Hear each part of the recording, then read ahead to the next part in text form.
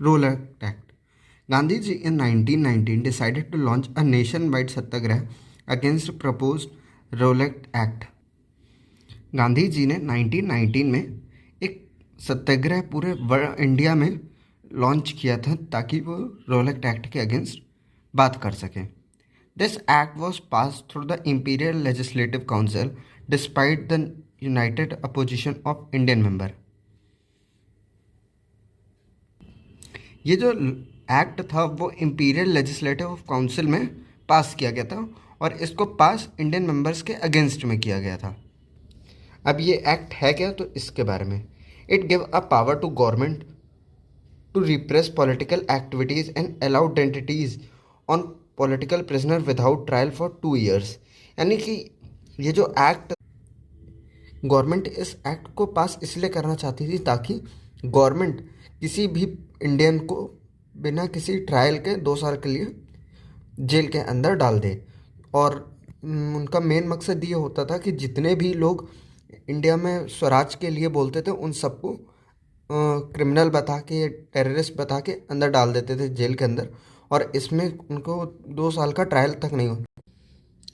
ये जो एक्ट था वो गवर्नमेंट को पावर दे देता था कि जो पॉलिटिकल एक्टिविटीज़ होती हैं उनको प्रेस कर सके, उनको रोक सके, उन पे काबू पा सके, और जितने भी पॉलिटिकल एक्टिविटीज़ में इन्वॉल्व हैं उन लोगों को जेल के अंदर डाल सके, वो भी किसी ट्रायल के 2 साल के लिए.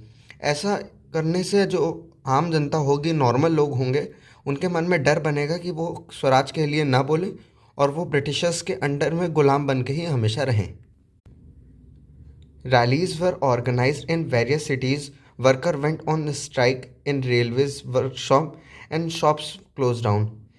अब इन सब के अगेंस्ट में लोगों ने रैलीज करना स्टार्ट कर दिया. जो लोग रेलवेज़ में काम करते थे उन्होंने रेलवेज़ में जाना छोड़ दिया. जो शॉप्स थी उनको क्लोज डाउन कर दिया गया. On 10 April, police in Amritsar fired upon a peaceful प्रोसेसन. Widespread attack on banks, post office and railway station.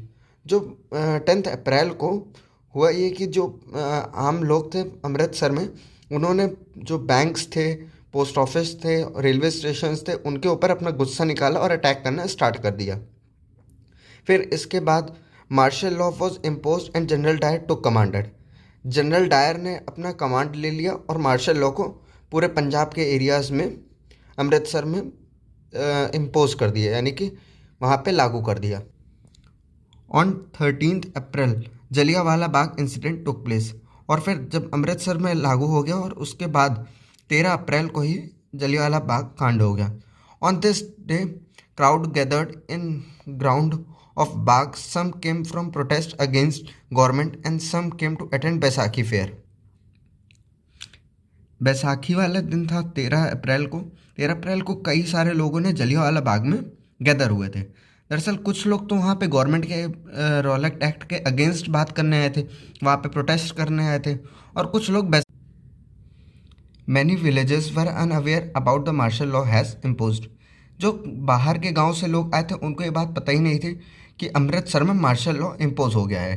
Dyer enter in ground, block the exit point and open the fire on crowd, killing hundreds.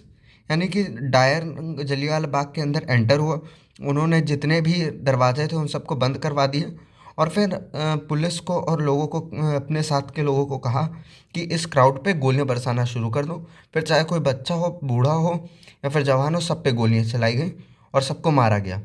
He said it would be a moral to satyagrahis. उनका कहना ये था कि जो उन्होंने ये किया जलियांवाला बाग, वो एक तरीके का मॉरल होगा सत्याग्रहीज के खिलाफ. सत्याग्रहीज कौन थे? वो लोग थे सत्याग्रहीज जो सत्य के लिए लड़ रहे थे, महात्मा गांधी के अकॉर्डिंग फाइट कर रहे थे. उनके लिए एक मॉरल होगा कि अगर आप हमारे अगेंस्ट बोलोगे तो इस तरीके से हम आप पे गोलियां चलवा देंगे.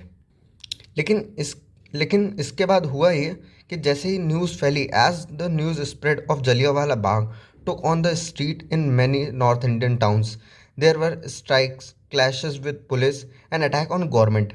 यानी कि जैसे ये खबर पूरे नॉर्थ इंडिया के कई सारे टाउन्स में फैली तो हुआ ये कि जो लोग थे उन्होंने स्ट्राइक्स कर दी, पुलिस के साथ उनके लड़ाई झगड़ा शुरू हो गए, गवर्नमेंट्स की चीज़ों के ऊपर अटैक करना स्टार्ट कर दिया. Government responded with brutally repression, humiliate and terrorize people. Satyagrahis were force to rub their nose on ground and do सलाम टू ऑल साहिब्स।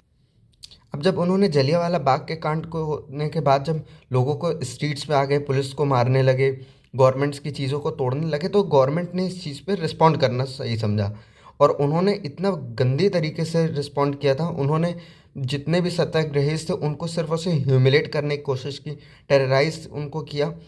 दरअसल गवर्नमेंट करती ये थी कि जितने भी सत्याग्रही होते थे उनको अपनी नाक ज़मीन पर रगड़ने के लिए कहती थी, और ये देखकर जितने भी लोग हैं वो इस बात को सीखें कि वो ब्रिटिशर्स के अगेंस्ट ना बोले।